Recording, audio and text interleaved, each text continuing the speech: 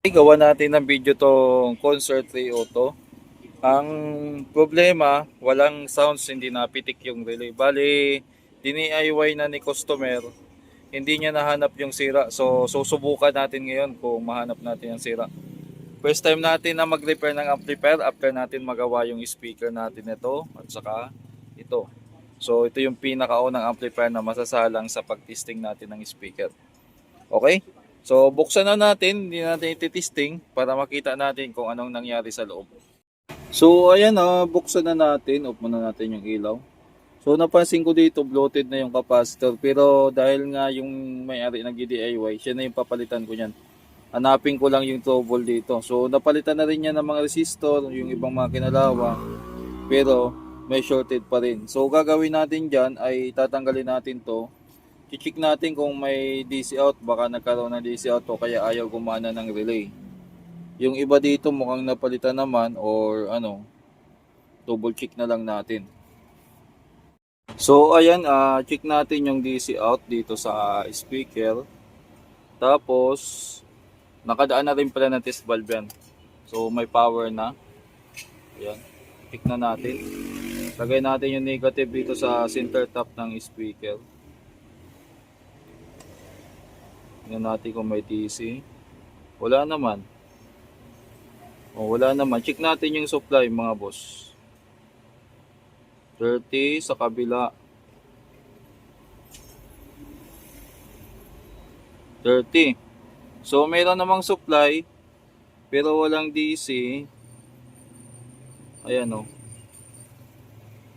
Check natin yung supply ng relay. 30, 30. So maaaring may problema to sa relay section kasi wala tayong na-detect na DC. Pero ano siya? Ayaw mag-switch yung relay. Check natin yung biasing. Meron 0.3, 0.3. Ito. 0.3. So okay naman yung biasing niya. Kompleto. Ayan, may pansin nyo dito, 0.3. So may problema siya sa relay section, pero dito kung mapapansin nyo, ilapit natin. Ayusin na lang din natin yung, tanggalin natin yung camera. Hinang dito. Ayan, i-resolder na lang natin kasi mukhang hindi nakakapit or natuklap na. Then sunod natin na gagawin, dito tayo mag-focus sa area na to. Patayin ko muna.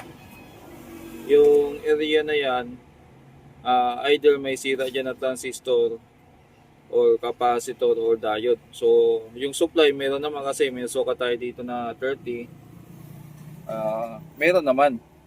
So focus tayo sa relay section at saka sa OCP. Pero bago nyan, ayusin muna natin yung ibang hinang dyan na hindi magandang kapit. Patibayin na lang natin.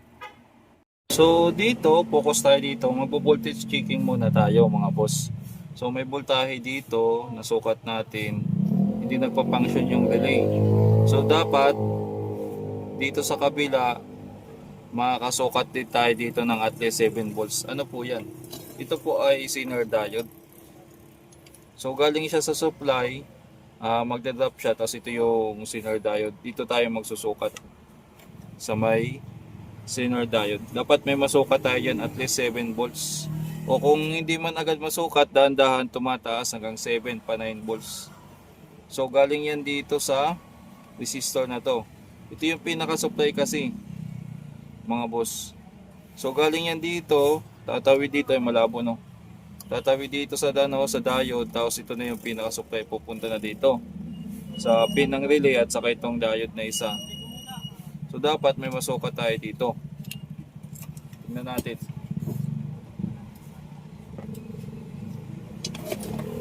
So dyan, power on muna natin.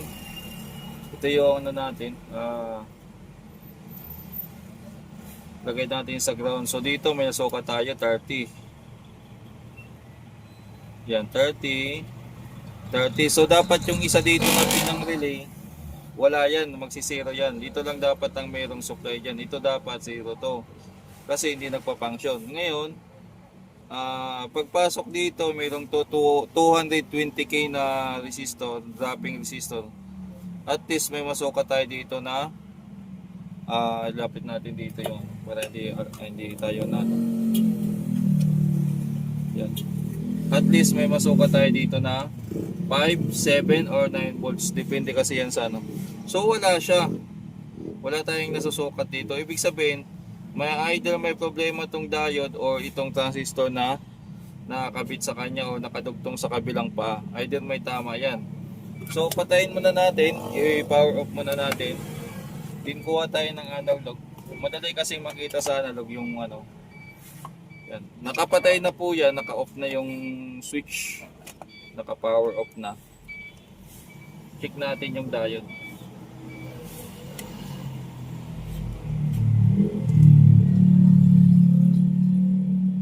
So sa initial natin, naka times 10 yan. Wala namang shorted, pero mainam yan. I-range natin to sa 10K, tapos kakalasin natin yung diode. Ititest natin. Kalasin ko muna dito sa pinaka-supply para sigurado. Yan. So ito yung diode na kakalasin natin. Itayo muna natin yung mga paa niya.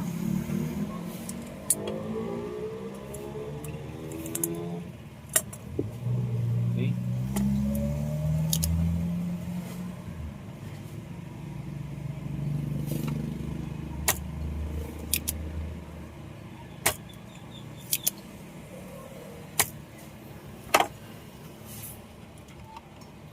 Yan, nahulog na.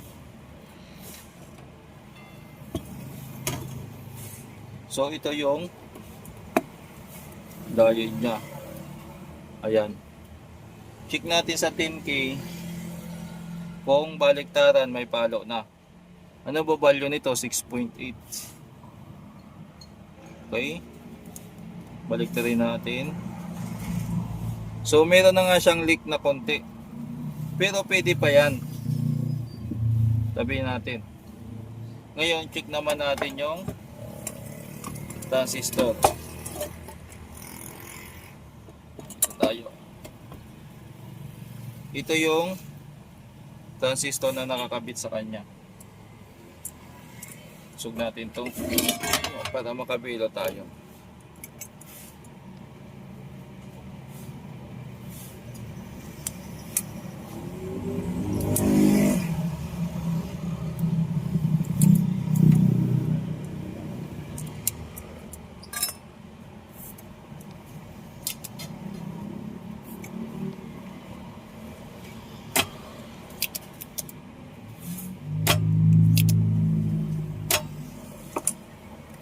Okay, natanggal na natin. Ito yung transistor niya. Ba't 9040 na nakalagay dito? Tama ba? Tama naman, 9014. So 9014 siya, yung pinaka transistor niya. Check muna natin dito sa times 1.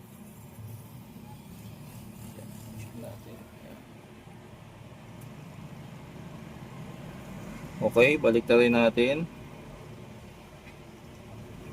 May reading naman 10K.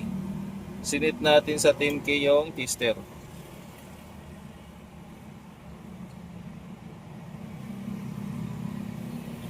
So mukhang okay naman tong transistor.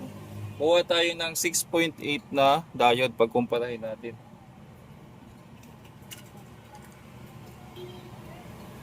6.8 tama ba? 6.8 ba yung diode dito? Tama, 6.8. Kuha tayo ng isa.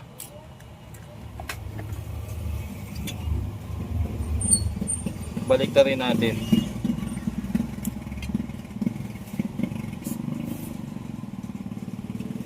Okay, halos parehas yung reading sa bago. Ibabalik natin yan. Ibig sabihin, may iba pang sira dito na kailangan nating ma-check. Good yung dalawa. Dito, isa-isahin na lang natin lahat ng transistor hanggang sa mahuli natin yung problema. Mamaya, update ko kayo. So, nakuha na natin yung sira itong dalawa. Isang resistor, capacitor at saka transistor. So sample na natin mga boss. Ayan. Tingnan yung kaibahan sa mga pagbabago sa voltahe. Ayan. So power on na muna natin. Ayun, nag-switch na agad yung relay. So lagay natin dito.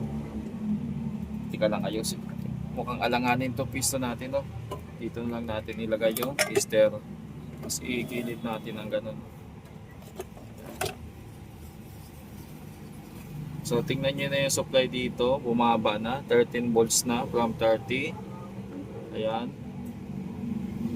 Wala nang supply sa kabila. So dito sa ano, mayroon na siyang 8 volts. Ayan, yung sinasabi ko sa may diode. So galing yan dito sa 220k na resistor. So dapat may masukat kayo dyan. Ngayon, sasalpak na natin to. Pero bago yan, i-explain muna natin. Ano bang naging problema? Ang naging sira nito, kaya wala siyang masukat na 8 volts dito, galing yan dito, yan. Dito kasi itong capacitor na to ay shorted. Asan yan? Ito yan. Itong capacitor na to pinalitan natin. Tapos, yung isang transistor dito ay open naman. Saan yan? Ito. So, ang naging sira dito, ito shorted to. Ito open to. Kaya pagdating dito, kung titingnan nyo yan sa circuit, ituro natin. So, galing ang supply dito, 30, tatawid dito sa diode, dapat may masukat ka dyan. So, papunta yan dito, ayan, dito. So, ito nakita nating shorted, kaya wala tayong nasusukat dito na supply, kahit okay naman itong mga transistor. At same time, dahil kinalas natin lahat ng transistor, nakuha natin itong isa open. So, sample natin or check natin. Pakita ko sa inyo. Atas muna natin to. Lagay natin dito. Ayan. So, naka-range tayo sa times 1. Ito yung capacitor. Tingnan nyo.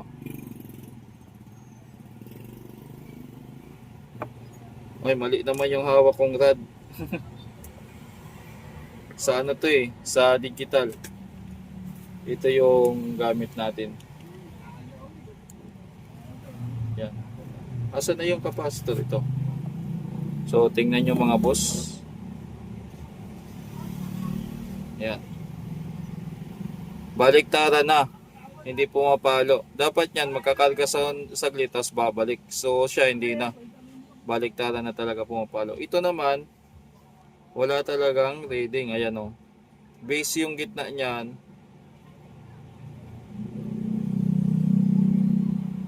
So, nangyari, open si transistor, shorted si capacitor. Ititesting ko na lang yan doon sa kaha kung tutunog na, tapos i-chat ko na yung may-ari. I-assemble ko muna mga boss. Ligpit ko muna itong tester. Okay na, yung ginamit muna nating speaker ay itong ginawa nating open baffles. Yung input naman natin ay galing dito. So hindi ko nagamit yung speaker niya kasi wala pa palang banana plug, nakalimutan ko. So ito meron na, kaya ito lang muna ginamit ko. Tumunog na.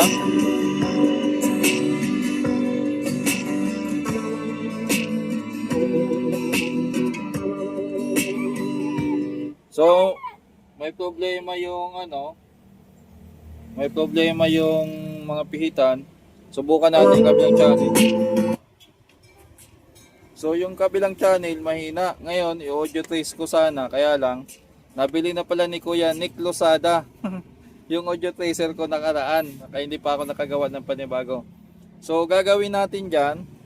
Kasi mahina yung channel. Pagpalitin ko to muna para ma-identify natin kung dito sa sa front panel yung problema or dito sa mainboard. So patayin ko muna.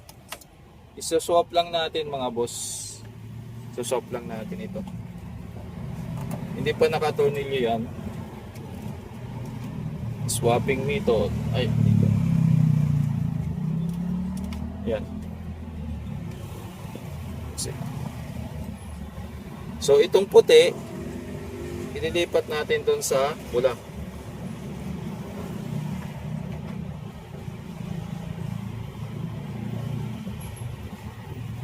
Pag itong kabila tumunog na malakas, ibig sabihin nasa main amp ang problema.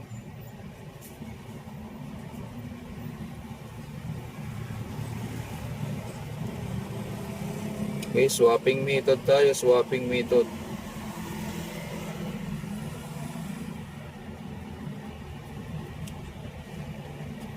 Ayan, pinagpalit na natin. Power on.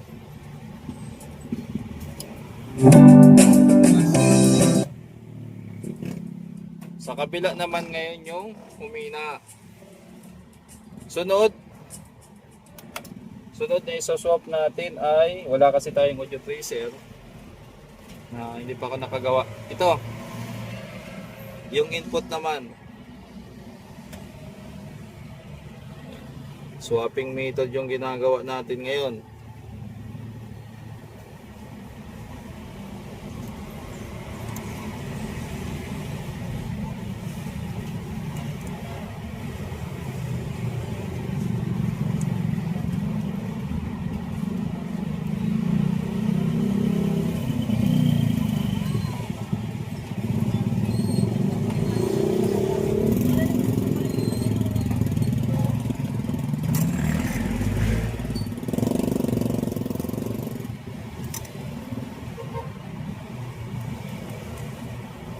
Okay, dito yan.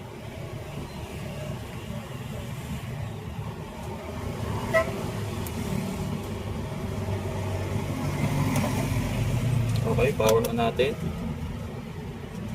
Yung fan hindi pa naikabit. Mahina pa rin. So walang problema dito. So may problema pa to sa mga pihitan or may missing audio dito. Ano pa yan, ito troubleshoot pa. Kakausapin ko may-ari kung siya na magtutuloy o ako na. Kasi ba gusto niya makatipid or ano. Ang usapan namin kasi dito sarili lang. So i-chat ko muna siya.